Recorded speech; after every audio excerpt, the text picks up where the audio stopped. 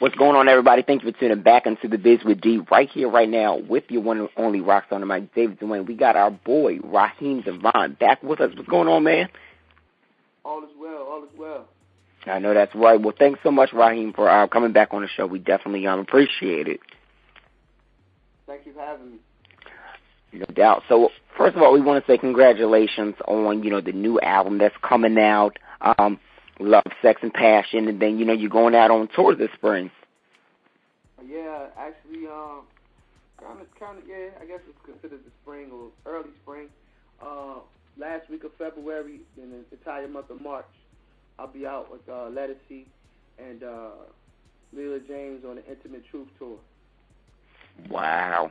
Now, that's a dope lineup, and I think a lot of R&B lovers are going to, definitely come out to the show. How did you feel, when you got the call about being on the tour? Oh, it's a humbling experience about being on any tour, even when it's on your own and you're headlining or whatever, co-headlining the bill, whatever the situation is.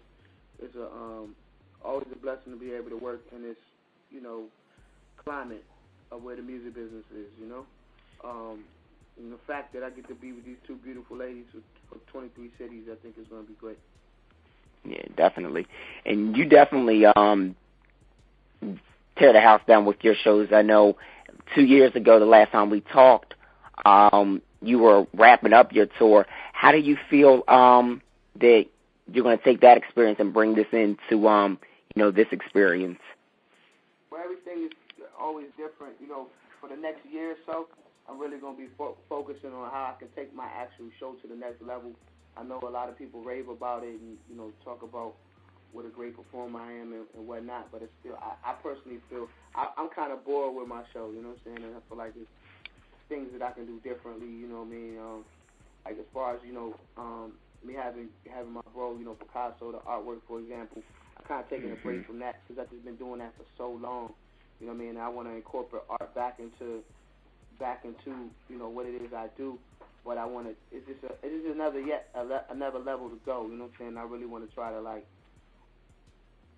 focus and lock in on creating something that is different every time you see it, but gives me that start to create that Frankie Beverly and Maze kind of Earth, Wind and Fire kind of wave of what I mean? Like when you hear my name and the ticket is being sold, you got to get the ticket because Definitely. And I feel like a lot of fans even feel that way with, when they hear you're out on tour, you've got a spot date or, you've got a single coming out or album. Like, your fans are very consistent. How's it feel to have, fans throughout, your years being in the industry? It's good.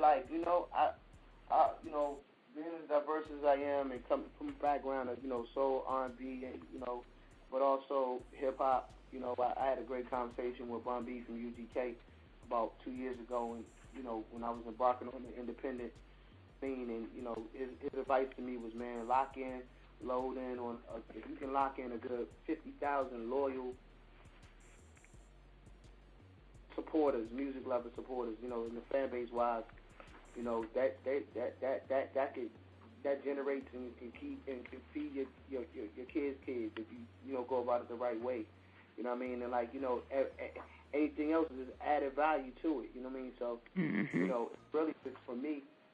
I've sold I've had albums that sold 2,500 plus.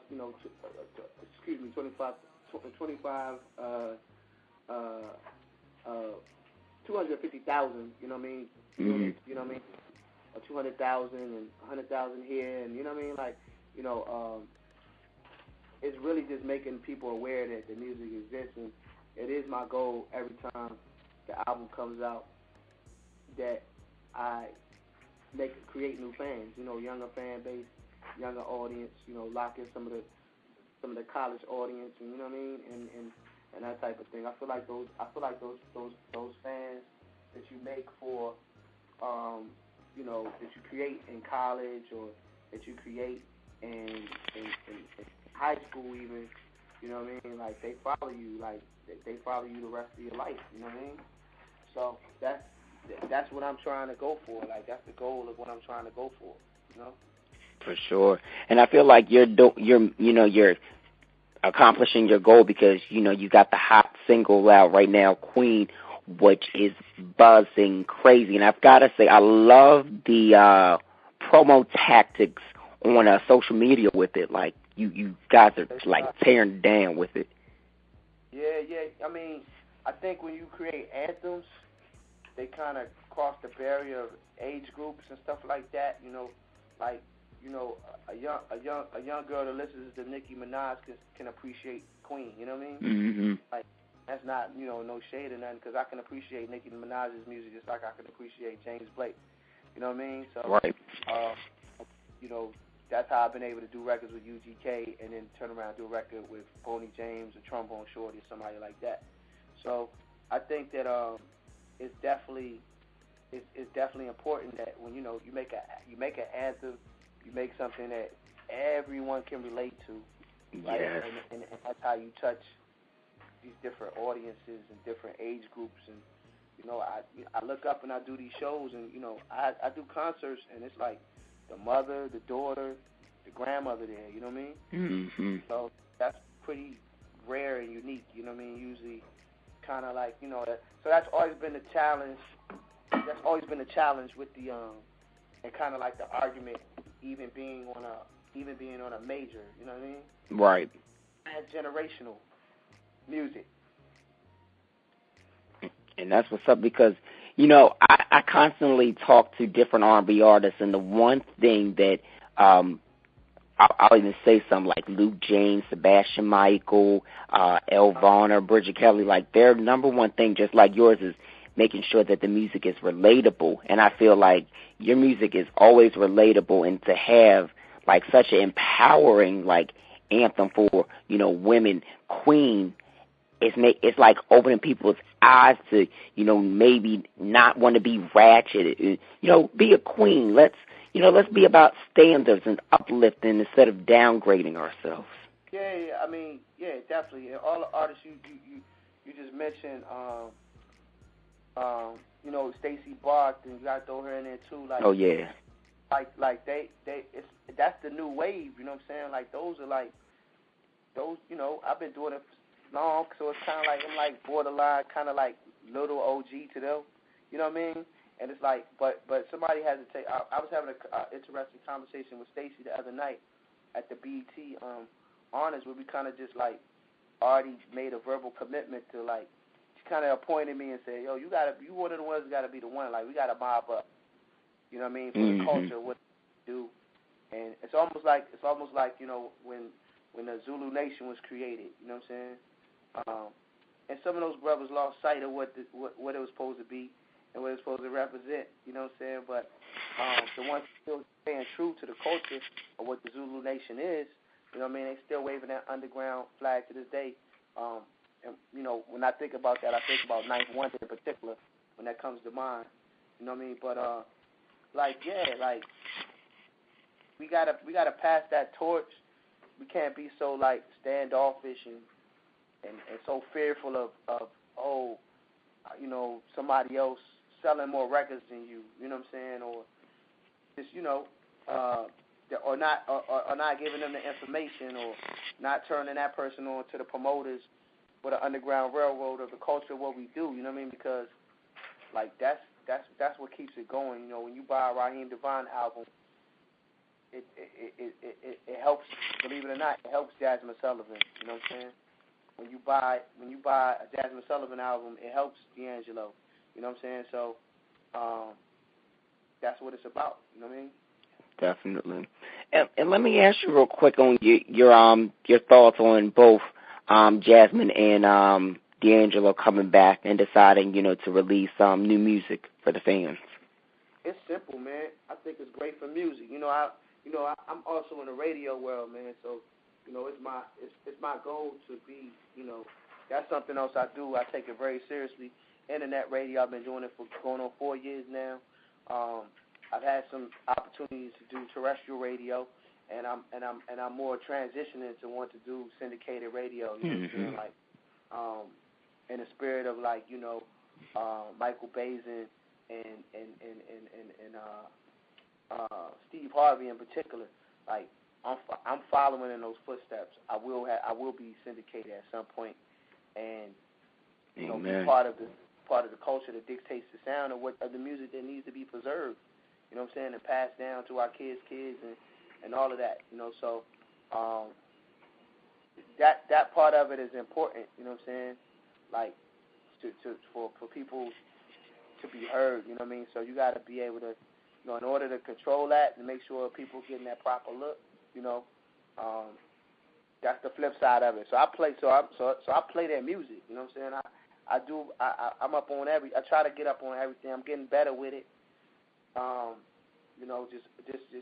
even have dedicated my Mondays, on social networks to, Music Mondays, where I go and find cool stuff, new artists, and artists that that I'm a fan of, or maybe just discovered, or not necessarily even a fan of. Like I become a fan, you know what I'm saying, because I hear something, or I see them out there grinding for it, you know what I mean, or they ask me and say, hey, would you mind sending out, they feel like my opinion matters, you know what I mean. So, I try to advocate for everybody, and not just be be so selfish and just promote my music all the time, you know what I mean, like just this past week alone, I think we talked about, I supported Jasmine and a couple of indie artists and whatnot, Yeah, definitely. And I noticed that on your Instagram. I was like, man, this is very humble for Raheem to do, because a lot of artists let me just say, full entrepreneurs don't even take the time to be like listen and check out people, and they might just go off and do their thing, be like, oh, I'll listen to who I want to listen to, but they never like post about it. Like, that's real humble. Yeah, I mean, I'm trying to, this is, once again, bro, it's a culture. There's what you see what the rappers do, right? Mm-hmm. And it's confusing for hip hop, because one minute these guys are hugged up in pictures together, and then the next minute they be beefing on the record, or you know what I'm saying? You don't know who's who or what's what. You know what I mean? Like, who's really rocking with who? But there's a sense of unity, man, that I see. You know what I'm saying? That like hip hop, that the hip hop culture has, that the R&B and the soul world doesn't have, that they need to have for it to be what it needs to be. That's what really took the hip hop culture to the next level, when you think about it, and the history of it. And I know my history when it comes to that. You know what I mean? So, I've always kind of moved like, a rapper in the sense of the hustle and, doing the mixtapes and all of that stuff. So it's really just like, the best way to talk about something is just to lead by example. You feel me? Absolutely. That's the best way. And now with this new album, what were your favorite songs, recording with this project? Oh man, Black Ice Cream. I probably listened to that 100 times after I got it recorded. When You Love Someone, that's a career changing record right there. Like, I listened to that song and is that's me?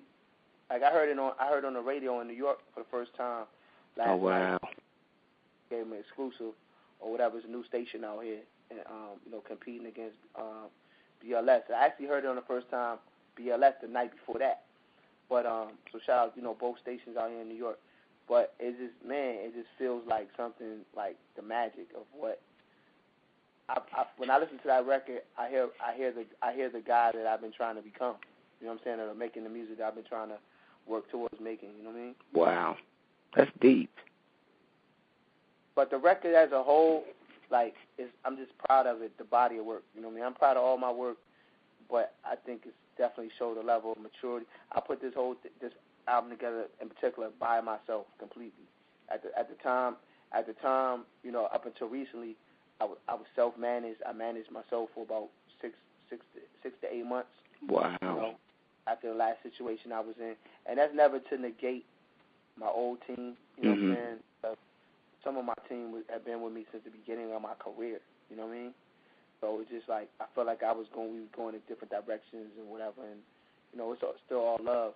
But I just took a step back to take, I felt like I to take a few steps forward. You feel me? Right. And that's a great thing to do, honestly. Like Little Mo, like with her recent project, she did the exact same thing. Like she literally removed everybody from her team and kept one person, her assistant. And I think it's needed, especially with like a new sound. Mo go back like 4 flats, so that's my heart right there. That's one of it. But she because Mo got a big heart. You know what I'm saying? So it's easy to have so much when you're taking care of everybody and everything around you. You know what I'm saying? It's like a huge responsibility, you know, to have. So that's sometimes you got to just do that, you know. And key is though too is building when you rebuild a team. You know, people work for you ultimately, and their goal is to say, yo, what's your vision? Or what do you see for yourself? All right, let me tell you the realistic stuff that I can help make happen. Or let's go find the people that we can make it happen. You know what I mean? Right. And then we walk in the door together confidently and say, you know what? We know you can't promise us. Don't make us any promises that you can't keep. But at least just put it on the table. Let us know what the opportunities are, and then, you know, let us work towards it. You know what I mean? Like you can't audition for a film you don't know about. True. That is so true. Man, I swear, Raheem, every time, like, we have our conversation, stuff like that, like, you definitely, like, opened up my mind, and I'm sure you opened up my listeners' mind and to, like, actually think about, you know, our culture, the music, and just, you know, everything and how, you know, just the way of life is deep. No doubt. You know what I'm saying? At some point, you know, me and my partner, Dre, we need to be behind somebody's desk. They need to be paying us to consult. I mean, I think I'm on to something. I know I'm doing something right where, you know, I'm still able to, you know, thrive and sell records and, you know, on an independent level where they say, you know, and some people might be like, oh, well, your last album only sold 50,000 or 60,000 units. Like, that's not a lot. No digital hard copy. Like, for independent artists, that's great. Yeah, that is. Like, you know, and the way I figure it can only get better, you know. Like, if that's what I did last time with the rollout I have this time and the music that I'm sitting on this time and the work that I'm ready to put in and that I know my team is ready to put in, like, you know, I might bust, you know, 75, 100,000, 150, 200. If I can get to that 250, like, I'm good. Like, you know what I'm saying? Like, I'm good, my audience is good, and then we turn around and do it again, you know? Sure. And I think you definitely are going to have some great numbers with this project because I heard a little bit of it, especially Black Ice Cream. That record is fucking bananas. I'm like, yo. Like, just the concept behind it, man, wait until y'all hear it. Wait until y'all hear it. It is a banger. Now, have you thought about having that single well, let me rephrase that. Have you thought about having that song as a single? With Black Ice Cream? Mm-hmm. I would love to, man. I think there's a lot of songs that have potential to have singles. That's the challenge of being on a major. Now, that's the challenge of being on a major. It's like, you know, the partner that I have, they're historically known for the one hit 'em and quit 'em. Like, they're gonna give you a great single. It's gonna run up the charts if it's that heat, and you know you put it out. You know it's lucrative, and you make money, they make money, and then you kind of like, you know, on to the next thing. And I think because of the fact that I have a great team involved in my career, and they're excited, and they've never had an artist that they partner with that came to the table with a plan, already in place, like touring. Like, you know, I got an album coming out, you know, on the 17th of February, and then I'm on the road like the 27th of February. You see what I'm saying? Like 26th, which actually puts me in, you know, it puts me in 23 markets where, you know, my partner doesn't have to, and I don't have to spend money traveling to do promo and radio and stuff like that. I'm already there. Do it as you go. And then you have a guy that, I enjoy doing radio. I do radio. Like, I am the radio. I'm a radio station. I'm a walking radio station. So I understand the importance of radio. So for artists that don't like to do it and whatever, it's like, cool. Like Mikey, he did. I'll do it.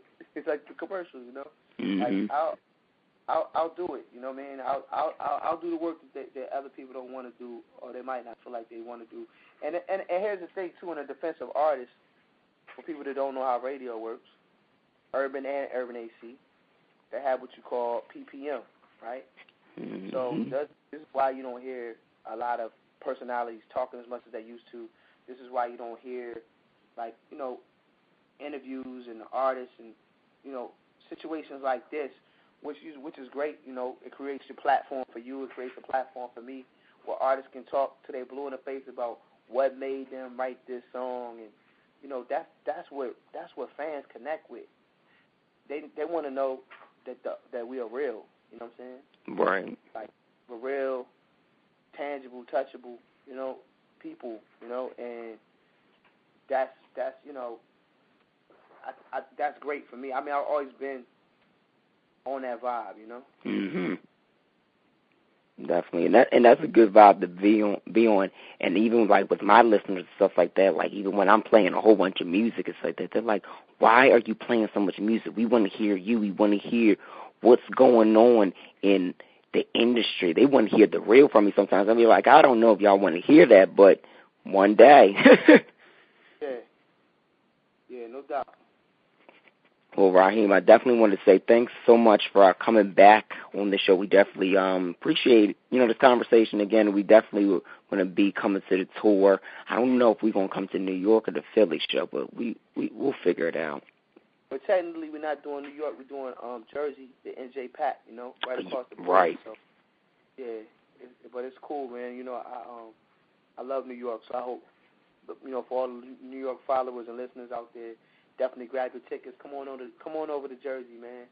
Yeah, we'll make it worth it, worth the tolls and all that. Most definitely. Raheem, tell everybody where to follow you, just in case they follow a fake page, or they're just getting up on social media and they want to follow the movement. You can follow me on Twitter. You can follow me on Twitter and Instagram. Most cases I follow back. You know what I mean? Raheem_Devaughn. Once again, you can follow me on Twitter, Instagram at Raheem_Devaughn. That's RAHEEM_DEVAUGHN, right? And Facebook as well. That's Raheem Devaughn, fan page. And, that's a social network, and, man, it's moving. Also, just to put it out there, I'm definitely on my give back component real heavy. I don't ask a lot. Definitely, you can come around the page and snoop and kind of see what I've been doing. Mm-hmm. The Love Life Foundation, in terms of just giving back, feeding the homeless, helping. I have this vision for wanting to help kids through college, helping them pay for their college books. You know what I mean? So it's like the 4 years while they're in college, we'll pay for the books. You know what I mean? And there's a lot of cool organic stuff we're doing with the website, and with the foundation, the Love Life Foundation. So for more information on that, you can log on to lovelifefoundationdmv.org. Absolutely. Make sure you guys check out, the foundation. Check out Raheem's new album. Check him out on tour. Don't sleep, y'all. Talented brother, real down to earth, and check him out on the air too. And Raheem, you're gonna be syndicated. You are going to be syndicated. I hope so, man. Like I, for me being a personality, I admire what you do. I'm like, yo, Raheem is killing it. I'm trying to be what Raheem doing right now. Have people really listening.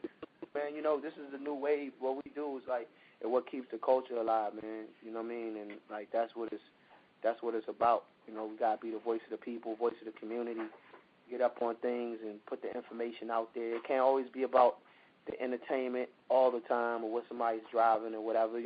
Right. We had issues like Mike Brown and Trayvon Martin, and and so many other things that they're tackling in the world. It's a great platform to have internet radio and satellite radio as well. For sure. Well, Raheem, thanks so much. I So I think they're trying to get me on the other line. Yep. For this next thing, man. I appreciate you so much, man. Thank you, and to you and all your listeners, man. I appreciate you. Oh, no doubt. Thank you always. We definitely appreciate it. All right, peace. All right, later.